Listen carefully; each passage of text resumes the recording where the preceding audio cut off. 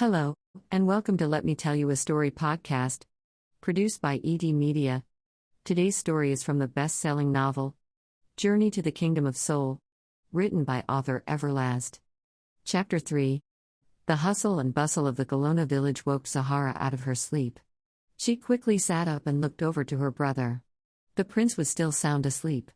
Zahara wiped her eyes and tried to decipher the Golona people's native tongue as a group of voices conversed right outside her hut. She quickly gave up on what was being said and shook her brother. Stephen, wake up." The prince stirred, looked around the hut as if he had no idea where he was, sucked his teeth and whined, "Why? I'm still tired." "So am I, but we have to move, we cannot stay in this village," Zahara said and then stood up. Frustrated by the short height of the hut, Zahara sucked her teeth and got down on her knees to talk to her brother. "Why not?" "Because father wanted us to go to the Kingdom of Soul, and that's where we're going. Now get up and let's go," Zahara said with her big sister authority. Stephen mumbled something under his breath, and said, "All right," with all the attitude he could muster before he got up. The Golona village looked like a totally different place than the deserted place from the night before. Children ran around the yard laughing and playing a game Zahara did not quite understand. A few small fires, bubbled pots of various morning dishes, and all were attended by women. A congregation was gathering around what looked like the high priest's daily governing station. Stuhler sat on a chair Zahara would consider a regular seat in the castle, but since the Golona people were no more than 5 feet tall, there was no need to have big chairs in the village. Zahara recognized the men that escorted them to the village standing amongst the congregation. Prince Stephen joined his sister and was amazed at the movement of the people who were no taller than him. Stephen thought the men from the night before were young like him, or short for some other reason. When he laid eyes on the people of the village, Stephen realized the Golona people's natural size was his size. He burst out laughing, causing his sister to give him the evil eye. "Come on," Zahara said as they made their way over to the group. Nalani was sitting on a chair next to Stuhler. When she saw Zahara approaching them, Nalani quickly rose to her feet. "My lady? How did you sleep?" Zahara looked like she had been up all night. "Okay, I guess." "What about you, Prince?" Nalani asked as she attended to him like he was a baby. "I'm still tired." Nalani picked the loose sticks of hay out of his hair, then brushed off his smock and trousers. The prince's brown cheeks turned red when he noticed everyone was watching him be attended to. "Nalani," Stephen whined. She ignored him, and when she was satisfied, Nalani looked over Zahara with the same care. Zahara wasn't as embarrassed as her brother, because a true princess did not walk around with sticks of hay in her hair. "What's going on?" Zahara asked Nalani once her checkup was done. "They sent some men to have a look at Pakistan," Nalani said in a melancholy tone. "And what happened?" Zahara asked, looking from Nalani to Stuhler. Stuhler hopped out of his seat and said, "We're sorry, princess, but your land was destroyed." Zahara learned from her father many years ago to never show defeated emotions in front of people who were lower in rank and stature. At this very moment, Zahara was ready to abandon the rule, break down and cry in front of everyone. "I'm sorry, my lady," Nalani said, as she looked over to Stephen. The young prince stood fully erect and showed his ability to maintain his composure in the face of adversity. "Are you okay, young prince?" Stephen wore one of the saddest faces Nalani ever saw him wear. Like his older sister, Stephen was taught royal etiquette by his father. Biting his lower lip, Stephen stood firm as he slowly nodded his head. "Yeah, I guess we have to make it to the Kingdom of Soul, like my father said we must," Stephen said. He then shared a look with his sister. Zahara knew her brother was hurting inside, but she would have to wait until the right time to comfort him. Zahara felt really bad for Stephen because he just lost both his parents in one motion, while she lost her mom many years ago and was able to grow up with her father. Stephen will be without both parents for the rest of his young life, which will be hard. "That's right, Nalani, can we leave as soon as possible?" Zahara asked. The tragedy that just transformed their lives was much deeper than people could imagine, sending thoughts of Zahara's status through Nalani's mind. Zahara had now inherited the matriarch title Queen of Pakistan, and it was more important than ever to get the royal children safely to the Kingdom of Soul. Looking into Zahara's eyes, Nalani knew the young woman was trusting in her to get them to their destination, like she promised the king and queen she would. "Yes, my lady, just let me gather up a few things and we can proceed on our journey," Nalani said. She went over to a small group of village women. "I will send some men," Stuhler said. "Thank you," Sahara said, and watched the high priest give orders to a group of men. Sahara walked over to her brother and silently congratulated him on a job well done. She put her arm on his shoulder and walked him away from the rest of the gatherers. "Don't worry, Stephen, it will be okay. Nalani will get us to the Kingdom of Souls safely." "I know," Stephen said confidently. "My mom would not have trusted her with us, if she didn't believe in Nalani." Sahara smiled. "That's right. Now let's try and find some food." To protect the royal children and their guardian, Stuhler picked 3 men to go with them on their journey. Their guide to the Kingdom of Soul was an elder man named Tusi. Tusi was a fast thinker and very familiar with the path to the great city. Being a man of Kelowna tradition, Tusi never learned Musina's universal language, sometimes making his communication with non-Kelowna people near impossible. Gond, the youngest Kelowna to go with them would be their translator, was well versed in both languages.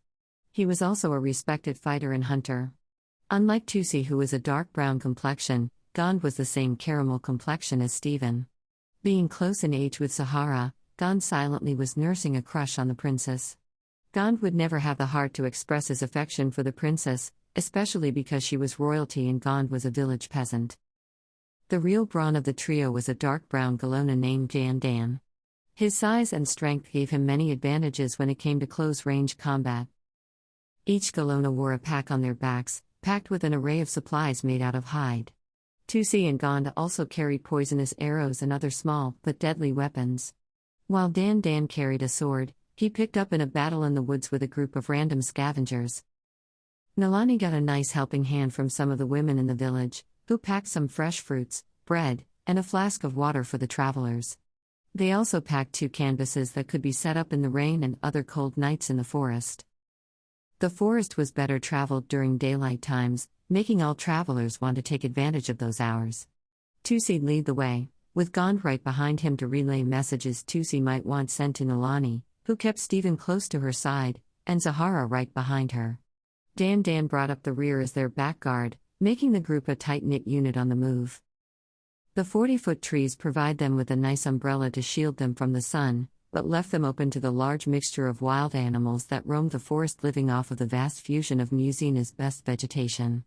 In the distance, calls from different species of birds echoed through the trees. To put the group's mind at ease, Sahara hummed a sweet melody, giving them all their own sense of peace on the trail. When it came to song, Sahara still saw herself as a student of the rhythm, even though she was born in Pacasound, the place known throughout Musina as one of High Hop's traditional cities. Sahara had been attending feast and festivals in Pacasound from before she could remember, and all of that culture still offered a wide range of endless harmonic possibilities. Knowing she will be missing out on all of that stuff made Sahara sad, and when she was sad, Sahara usually sang to herself to kill the ills. For centuries, the indigenous ones and visitors of the city have always been heavily influenced by the soulful rhythms in Pacasound. The culture of High Hop gave the people of Pacasound the power to stand together and the strength to become one. Joyous memories of good food, dance, love, and hope have always been staples of a Pacasound festival. A vibrant city known for embracing all, coming for a dose of festive affection with their brothers and sisters. Now that Zahara was queen of Pacasound, she would be looked at as a teacher of the sound and flow that will band people together under the scriptures of High Hop. With a voice like Sahara's, she never had any problems serenading any listeners, but it was different now. Sahara began with a low hum. "All for you, we will defend for you, we will befriend in the name of you, Pacasound, we will see you again, land of the strong child." Sahara's voice was soothing, nicely blended with some motivation from one of her favorite songs. They walked for a quarter of the day before Tusi said something to Gond over his shoulder. Gond in turn translated Tusi's message to the rest of the group. Tusi say, "A little city is up ahead." "How far away?" Nalani asked, ready to take a break. "Not far," Gond replied over his shoulder. "Will we be welcome?" Nalani asked. Nalani had ventured out of Pacasound only a few times with the king and queen, but never on a journey all the way to the Kingdom of Soul. Nalani was worried about the receptions they may receive at the different cities they will have to stop at. There should be no problems, Gon said in a nonchalant tone. The group was 30 yards away from the approaching city when a voice suddenly called down to them from the trees. Who goes there? Everyone froze in their tracks. I ask again. Who goes there? The question traveled through the thick vegetation. Gon looked at Nalani and they silently debated with each other on who would do the talking. The Queen of Pakistan, Sahara yelled up to the trees, quickly ending their debate. There was no response, as everyone in the group looked at Sahara with admiration. This was the first time Sahara publicly acknowledged her position as the queen. The most alluring part about her statement was Sahara said it with a queen's confidence. Something she would need in the future. The trees began to ruffle as a few camouflaged warriors made their way down some vines. The group was lightly surrounded as the men dropped down brandishing bows and arrows. You say the Queen of Pakistan? One of the warriors asked, sounding like the man with all the questions a moment ago. He was caramel in complexion, wearing green and black paint on his face and different parts of his body. He only wore one piece of clothing, a piece of cloth that covered his thighs and privates.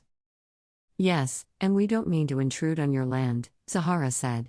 The man wore a puzzled look on his face, but he's Kelowna, he said pointing to Dan. Yes he is. They were sent with us on our journey by their village as our protection, Sahara said, giving the sentry as little information as possible. So if it's possible we ask permission to pass through your land. He looked over to two of his brothers, and said, we must see Naji first. Who is that? Gond asked. Tusi answered him in their native tongue. Tusi may not speak the universal language for his own personal reasons, but he understood it for the most part. Oh. What did he say? Nalani asked. He is their leader, Gon said. Yes, now come with us please, the warrior said, as his backup continued to aim their weapons at their unexpected guest. They walked out of the thick woods, and stepped into a clearing. Sahara, Nalani, and Stephen marveled at the sight of the small village. All movement within the community ceased when the visitors were escorted in by the first line of defense. Small children scrambled to be within arm reach of their mothers, while the men put their weapons in the ready position and spread themselves out. A young boy, who looked to be in his teenage years, ran ahead of the pack to a hut that was situated in the middle of the village. Sahara tried not to stare at the women, who were lightly dressed in the same piece of cloth the men wore, on their bottom half, while they wore nothing on the top. The children, on the other hand, ran around the village freely with no cloth at all. The huts were identical in texture to the huts in the Kelowna village, but that's where the similarities ended. The huts were made for taller people and looked stronger. What is the name of this place? Stephen asked, sticking close to Nalani. Halal. Welcome, a cocoa skin-colored man said, as he stepped out of the center hut. A woman slightly darker than the man came out and took up her place by his side. Two guards eased their way over to the man and woman, but tried not to look imposing. The man walked up to Nalani and said with a bright smile, Queen, thank you for blessing our village with your presence. Nalani pecan-colored cheeks turned rosy red. No, I'm sorry, but she is the Queen of Pakistan. The leader looked embarrassed, but she is so young. Hello my queen. I am Kinet, and this is my husband Naji. The woman stepped up and took Sahara's hand. Sahara blessed them with her winning smile.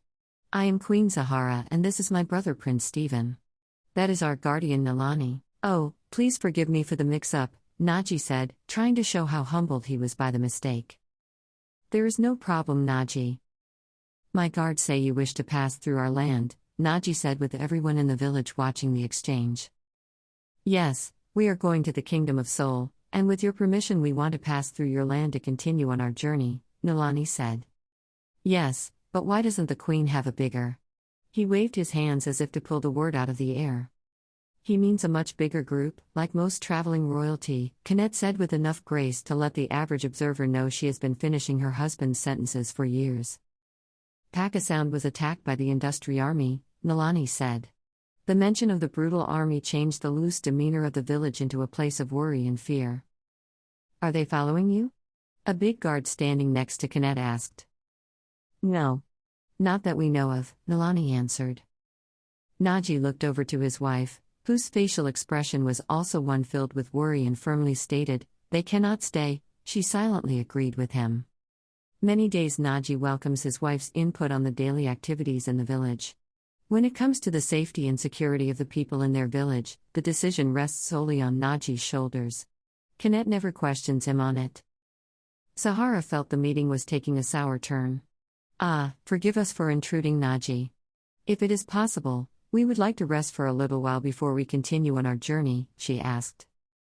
The frown on Naji's face showed everyone his mind was already made. I'm sorry, Queen, but I will not put my people in harm's way.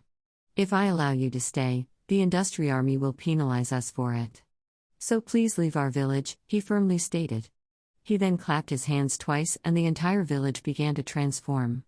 The men scrambled, taking up position inside and outside of the village. The women grabbed up their children and ducked into their huts. Okay. We will leave, Don said, catching the eye of everyone in his group. Thank you for having us anyway, Sahara said in a defeated tone. Come, my lady, Nilani said. Putting her arm around Stephen's neck, they followed Tusi out of the village. A few of the village men followed the travelers at least 100 yards out of the village, before turning back and going home to prepare for any more unexpected guest. I don't understand. What was said to make them send us away? Sahara asked with bewilderment in her voice. You will see that a lot, Gon said. Many people are in fear of the industry army. Yeah, but we said we weren't being followed, Stephen said with the same disappointed tone as his sister. This is true, young prince, but people will not want to take a chance, not knowing if we are lying, Nilani said. Tusi said something over his shoulder. He says we can rest a little, and continue on until it gets dark, Gon translated, and they all stopped to relax. Hey everyone, it's Author Everlazt. I want to thank you for listening to Let Me Tell You a Story podcast. Tune in for the next episode. God bless and be safe.